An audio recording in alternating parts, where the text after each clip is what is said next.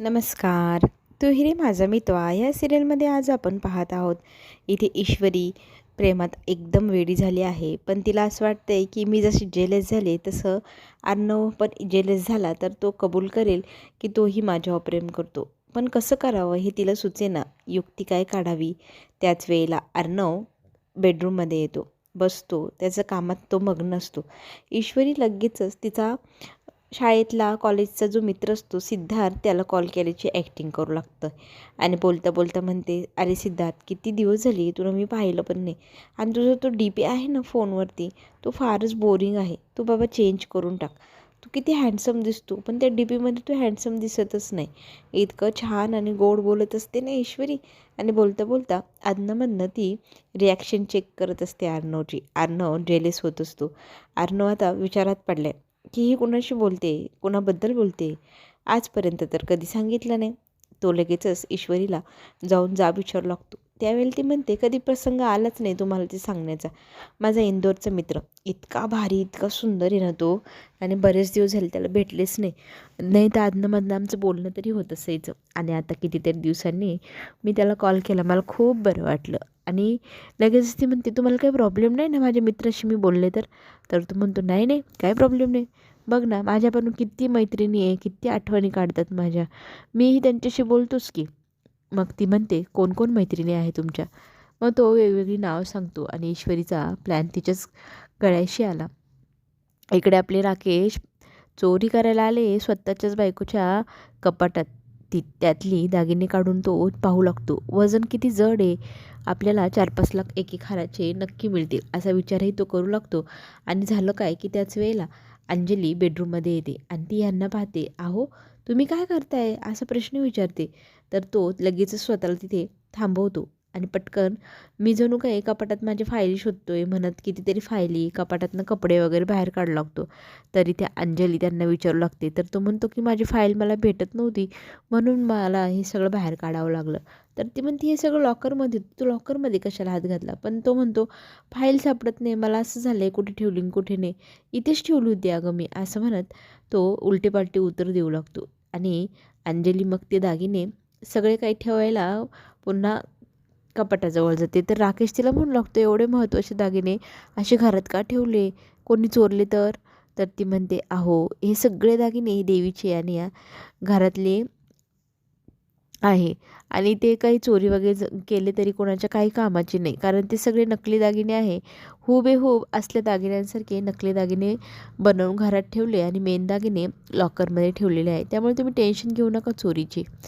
इकडे अर्णवला कॉल आलेला असतो. ऑफिसमध्ये खूप गडबड झाली आहे. तर तो बघायला येतो. तर सगळे फॅशनचं जे काही कलेक्शन गेलेलं असतं ते फ्लॉप झाल्यामुळे परत आलेलं असतं. आणि पार्टनर्स जे असतात ते फारच रागवलेले असतात अर्णववरती.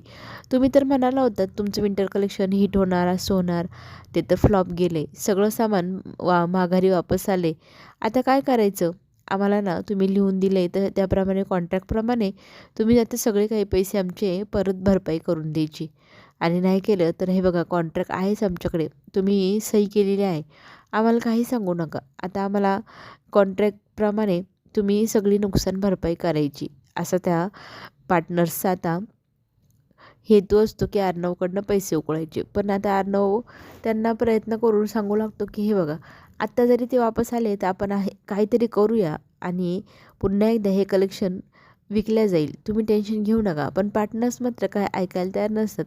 तर तो स्वतः लिहून देतो की मला एक चान्स द्या, जर तो चान्स दिल्यानंतरही मी फ्लॉप झालो तर मी स्वतः तुमच्या पैशांची नुकसान भरपाई करून देईल, पण मला आत्ता ह्या क्षणाला चान्स द्यायची गरज आहे.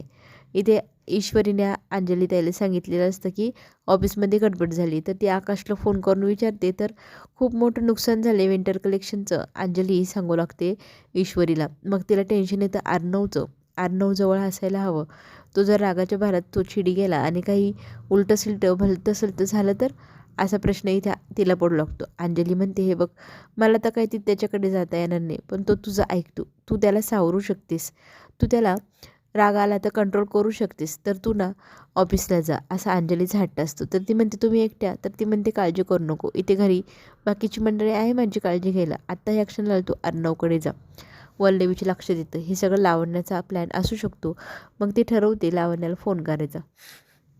इकडे आपला आर्नव प्रयत्न करत असतो की विंटर कलेक्शनची दुसरी जी काही आयडिया आहे ती सगळ्या इन्व्हेस्टरला दाखवायची. त्यांना प्रयत्न करत असतो तो इम्प्रेस करण्याचा की आपण आव करू ताव करू आणि आपलं विंटर कलेक्शन हिट करूया.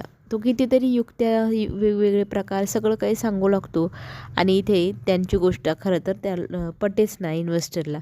लावण्या मग ती स्वतः समजावून सांगण्याचा प्रयत्न करू लागते की माझी ही आयडिया आहे, आपण हे हेडलाईन वापरू, टॅगलाईन असं वापरू, आपण ना त्याची मार्केटिंग अशी करू वगैरे वगैरे वगैरे. मग ते सगळे इन्व्हेस्टर ऐकत असतात पण त्यांना त्यातही काही इंटरेस्ट असं वाटत नव्हता आणि तिच्या जे काही सांगते त्याच्यात वजनही त्यांना वाटेनासं झालं. आणि हे सगळ्या गोष्टी कागदोपत्रीच बऱ्याच वाटत आहे पण त्या सत्यात कशा उतरवायच्या असाही प्रश्न इन्व्हेस्टर विचारू लागतात. आणि नेमकं त्याच वेळेला एंट्री होते आपल्या ईश्वरीची. ईश्वरी येते, आली काय गेली काय आणि डब्बा आणलाय मी तुमच्या सगळ्यांसाठी म्हणत म्हणत ती त्या मीटिंगमध्ये घुसते काय. आणि खरं तर अर्णवला फार विचित्र वाटत असते, इतकी महत्त्वाची मीटिंग आणि खायला डब्बा घेऊन आली, कसं वाटतं यार हे.